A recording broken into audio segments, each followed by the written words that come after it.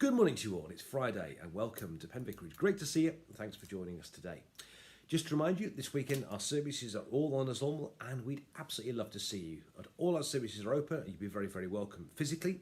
But if you want to join us online, the 10 o'clock service from St Bart's is live streamed and there's a service live stream from St Anne's as well. Either way, we would love to see you and you'd be very, very welcome. Just to remind you, next week, because it's half term, I'm having a week off. So, Reverend Glyn and Reverend Deb are going to do some Bible talks for us next week. So do join us at the same times. And they're doing some talks about some Old Testament characters. I'm sure they're going to be really interesting. So do tune into those talks next week. And you'll have me back the week after that. So, to our reading this morning. Jesus, we're in Mark's Gospel. Jesus is in Jerusalem. And he has cleared the temple. And he's then encountered some opposition. And so he's had opposition from the high priest and the scribes on the first day. Next day was the Pharisees and the Herodians. Interesting bedfellows, those two. And yesterday we had the Sadducees. And you get the impression all of these were having a go. It was attack. They were trying to trip people up. But today's story is somewhat different. Jesus is questioned this time, but you get the impression the attitude is rather different. So with that in mind, here goes.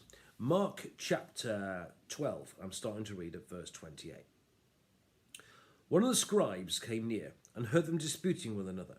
And seeing that Jesus answered them well, he asked him, "Which commandment is the first of all?" Jesus answered, "The first is, Hear, O Israel, the Lord our God, the Lord is one. You shall love the Lord your God with all your heart, with all your soul, with all your mind, and with all your strength. The second is this, you shall love your neighbour as yourself. There's no other commandment greater than these." Then the scribe said to him, "You are right, teacher. You have truly said that he is one, and besides him there's no other. And to love him with all the heart, with all the understanding, and with all the strength, and to love one's neighbour as oneself, this is much more important than all burnt offerings and sacrifices." When Jesus saw he'd answered wisely, he said to him, "You are not far from the kingdom of God." And after that, no one dared to ask him any question. This is the word of the Lord. Thanks be to God. So, the last couple of days, Jesus has been questioned, and you get the impression the question has been rather menacing. They're trying to trip Jesus up. But you get the impression with this man that actually he's interested. He hears Jesus answering well, and he genuinely is interested in what Jesus has to say. So this is a much more friendly line of questioning. And in those days, Jews, and they probably still do, they had about 600 and some laws. And what they used to love arguing about is which is the most important one. You had to take one to a desert island. Which one will you take? Which one sums up the whole piece? What if you're going to say that kind of thing? What are the most weighty commandments, and what are the lighter ones? What's the really important ones? What are the ones that not? All that kind of question. And with that in mind, this scribe, who must have enjoyed this kind of conversation day in day out, comes and asks Jesus, "What is the most important commandment?" And famously, Jesus says the first commandment is this: you're to love the Lord your God with all your heart, soul, mind, and strength. But he said the second is to love your neighbour as yourself. And there's no commandment greater than these. And it's quite interesting actually what Jesus does, because he changes them very, very slightly, but very, very significantly. Firstly, he says you're to love God with all your heart, soul, mind, and strength. This first commandment actually comes from the Old Testament. It's Deuteronomy chapter 6, verse 4. Okay, that is called the Shema. It's repeated day in, day out, every morning and every evening by pious Jews around the world. Okay, and Jesus said that is the first commandment, but he changes it very slightly. In the Shema, it has love God with all your heart, soul, and strength.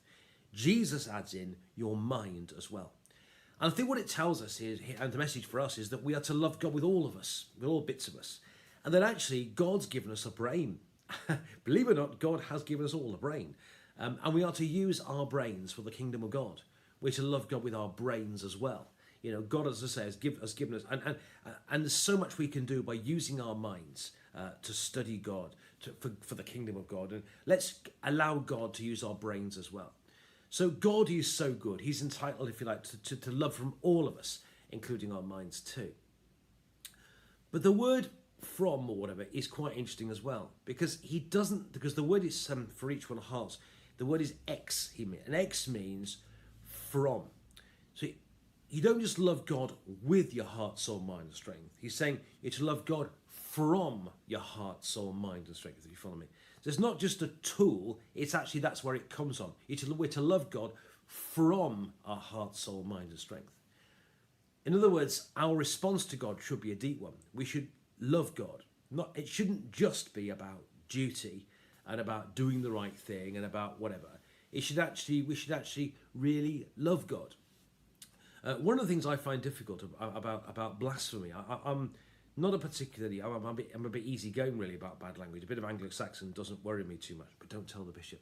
But what I really hate, I hate it when people blaspheme, especially when people talk about Jesus Christ. Because when they do that, when someone says Jesus Christ or whatever, it screws something up inside here because I've got an emotional response to Jesus Christ. And that we can love God, not just with our hearts, our minds and souls and strength, but we should love God from our heart, soul, mind and strength. Actually, that's where it should come from. We should actually fall in love with God, if you see what I mean. We should love God from our hearts and minds, not just with our hearts, minds and strength. But he gives us a second commandment as well. That's the first commandment, love God with your heart, soul, mind and strength. Then he gives us a second commandment. And then Jesus didn't invent this. It was in the book of Leviticus, chapter 19, verse 18. It's in the Old Testament. What Jesus did, what was new though, was linking the two.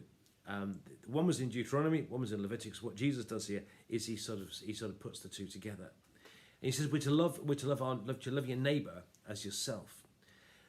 This is quite interesting too, because in Leviticus, and the interpretation at the time was love your fellow Jews, or love the people in the same synagogue as you, as you love yourself.